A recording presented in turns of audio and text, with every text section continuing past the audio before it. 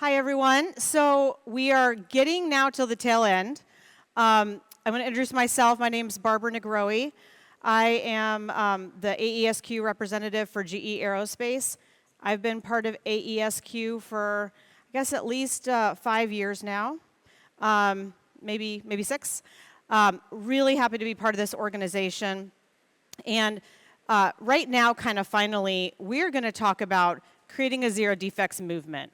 So this isn't that long of a session, but I think it's really impactful and timely with as we just finished our exercise on creating a zero defect roadmap.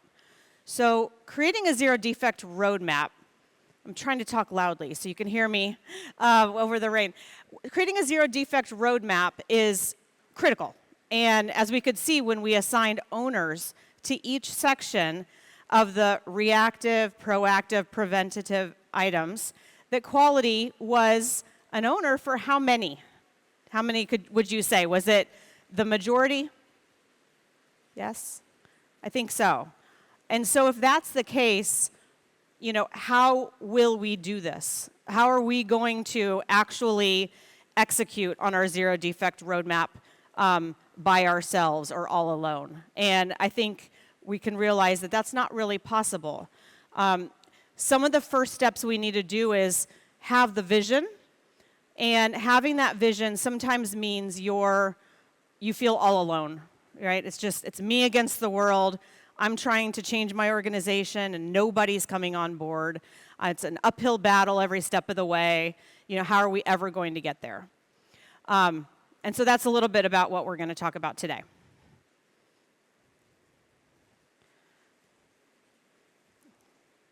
I'm going to start with the video and then have a discussion around it.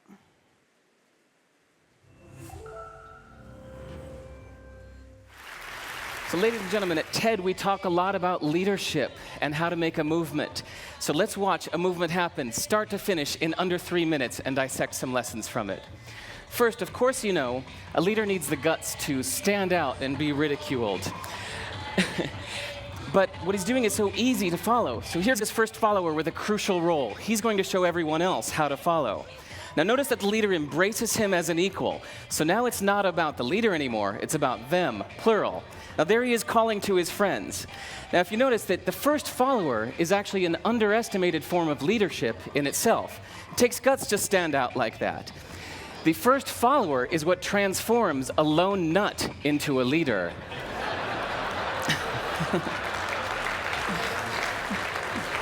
And here comes a second follower. Now it's not a lone nut, it's not 2 nuts, 3 is a crowd, and a crowd is news. So a movement must be public. It's important to show not just the leader, but the followers, because you find that new followers emulate the followers, not the leader. Now here come 2 more people, and immediately after, 3 more people. Now we've got momentum. This is the tipping point. Now we've got a movement. So notice that as more people join in, it's less risky. So those that were sitting on the fence before now have no reason not to. They won't stand out, they won't be ridiculed, but they will be part of the in crowd if they hurry. So over the next minute, you'll see all of the those that prefer to stick with the crowd, because eventually they would be ridiculed for not joining in. And that's how you make a movement. But let's recap some lessons from this. So first, if you are the type, like the shirtless dancing guy, that is standing alone, remember the importance of nurturing your first few followers as equals. So it's clearly about the movement, not you. Okay, but we might have missed the real lesson here. The biggest lesson, if you noticed, did you catch it? Is that leadership is over-glorified. That yes, it was the shirtless guy was first, and he'll get all the credit, but it was really the first follower that transformed the lone nut into a leader. So as we're told that we should all be leaders, that would be really ineffective. If you really care about starting a movement, have the courage to follow and show others how to follow. And when you find a lone nut doing something great, have the guts to be the first one to stand up and join in. And what a perfect place to do that at TED. Thanks.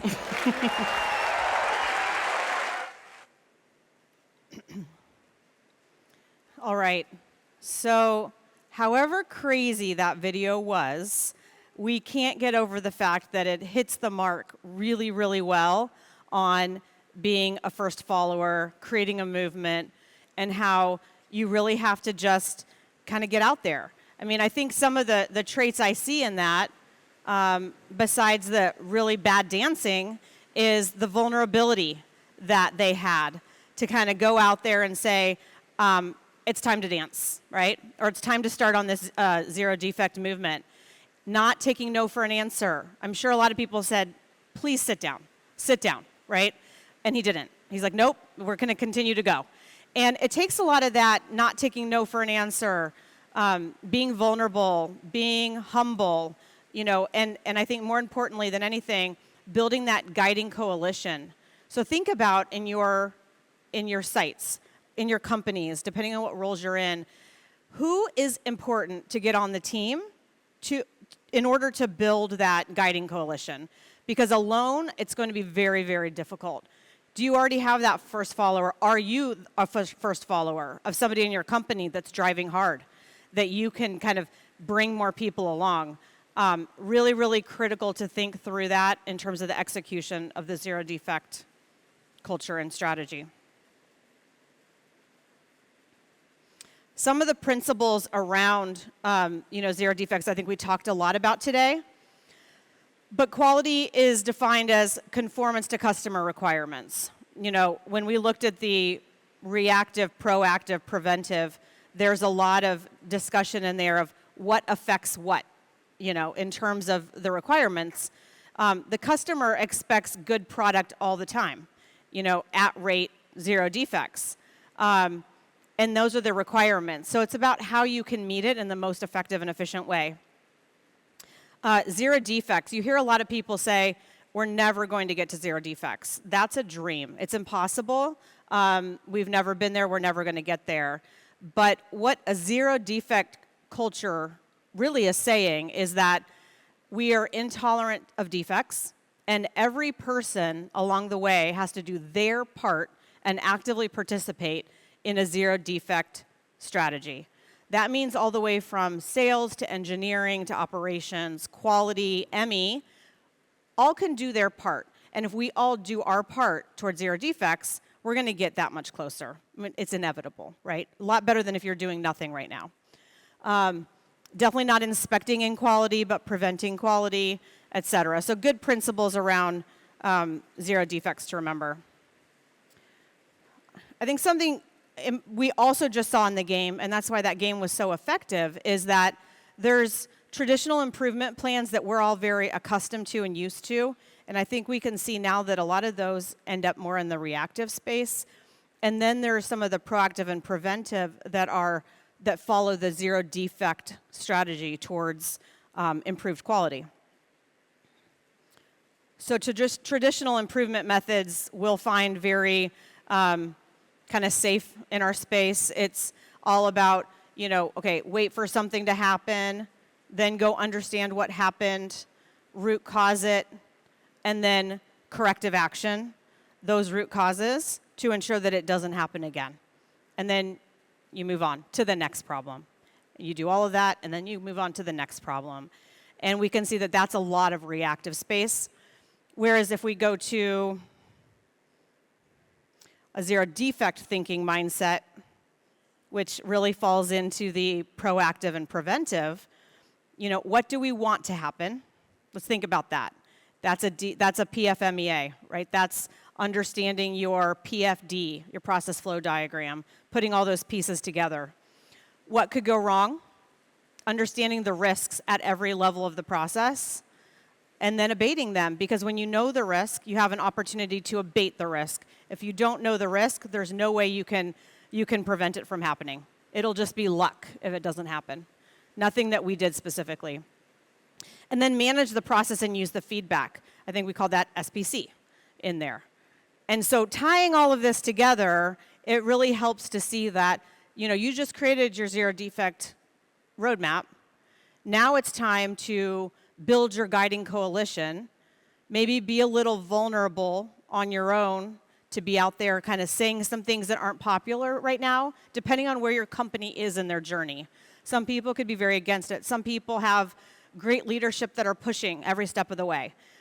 Everybody's in a different spot, but if you can't, I think we saw quality on a lot of those actions. It's unfortunate or fortunate, depending on your perspective, but we are the ones that are going to have to drive a zero defect culture and strategy across our businesses. We can't wait for anyone else to do it. It's not going to happen. It's just not going to happen. But we can bring everybody along with us to make it easier and more effective, and that's really what we've got to do. So I think from there, we are going to play one more game. So I'll bring Lisa up to talk about that. Okay. We're going to close out the day shortly. So one more activity. This is a short one. Each of you at your tables has a board that looks like this, a paper. You also have some pieces, some bigger pieces and some tiny, tiny pieces. The bigger pieces have particular roles in a company. So for instance, Chris, customer, Fran, finance, Den, designer. So those are various roles in our companies. And then the small pieces have a description of what they do, how they contribute to a zero defect strategy. And so the activity is first to take your people, the roles, and place them on the board where they belong. Now, we've given you a head start. The customer goes at the top. Then we'd like you to place your people in order. On the top half of your paper is the value stream, where you're creating value with your products. And on the bottom are the supporting functions. So go take a stab. I'll give you 5 minutes to work through the people. Take a stab at where they would belong in your value stream, and then those that are in supporting functions.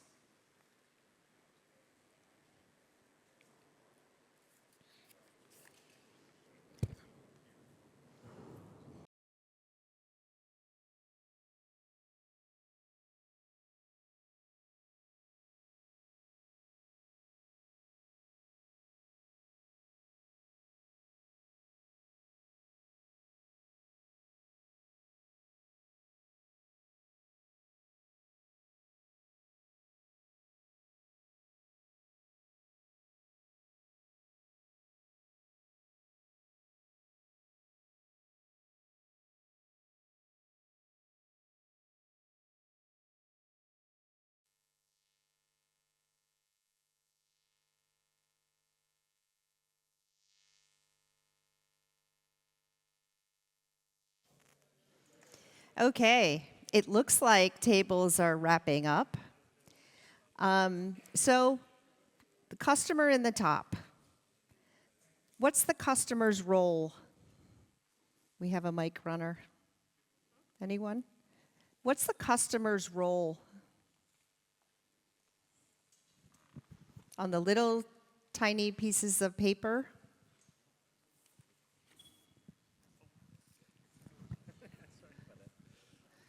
Hello. My name Any is volunteers? Okay.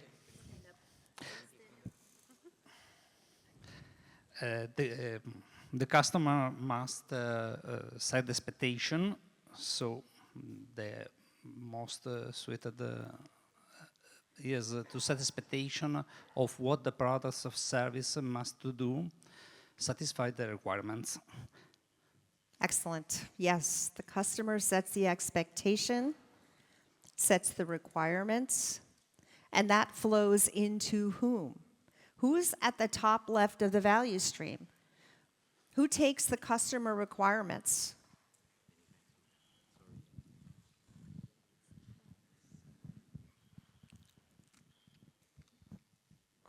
Design engineering takes the customer's needs and transforms it into a capable product that meets the customer's requirement and can be made robustly every time. Yes. So we have the customer requirements. They flow into design engineering. Our design engineers translate those so that we can manufacture products. And if you go across that value stream, anyone want to just take a stab at the entire value stream? We start with engineering, design engineering. Where does it go next? Carl, if you could just go through the entire value stream. This is just my opinion. I think you start off with design engineering to ensure that the product expectations are met, but also be supportive of a industrialized product. Manufacturing engineering comes in next, which then has an influence over that. What's the difference between the two roles? One of them is designing the product, one's designing the process. Yes. Then the next piece in the value stream is the overall process. So I think logistics plays a role in that, because they can add value or take value away from the product. And then moving across is the operator and inspector. If I bring in logistics, operator and inspector together, they are fundamentally understanding the overall supply chain manufacturing process, so they have a big influence in it. Great. So yes, and logistics, some people might have had it earlier in that logistics moves both raw materials, parts, finished parts, so it's throughout the value stream. And then who are the supporting functions? Who else do you need?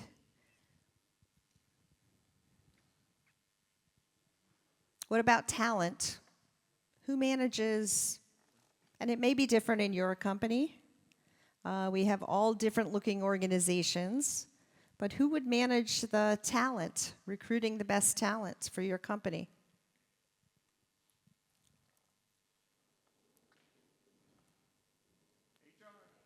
Thank you, HR, yes. And to fill out the other supporting functions, finance, purchasing, so ensuring that our suppliers deliver conforming product to schedule on time when we need them. And then quality, ensuring we comply with the required processes so that we get every job right the first time. So that's really an ideal organization and what a value stream would look like. I just want to move ahead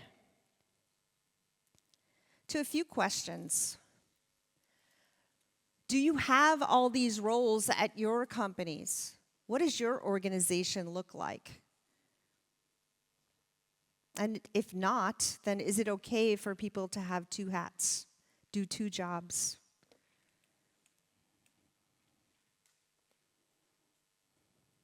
What do you think? I know it's getting late. It's been a long day.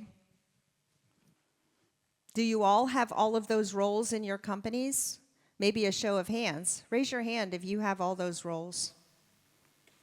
Great. So we have companies that are structured with roles filled. If you don't have individuals that fill those roles and you're a small producer, yes, you can have folks put on a couple of hats. It's important that these roles get filled. What challenges are you facing with a global footprint?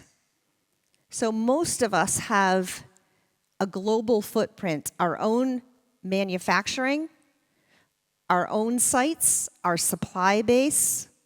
What are those challenges in managing through that? Any of you have challenges? I see a no over here.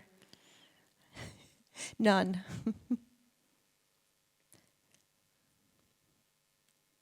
My company has challenges.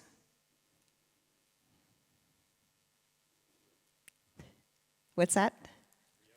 Yes. Anyone want to share a challenge in managing a business globally that they have either worked to overcome or have overcome?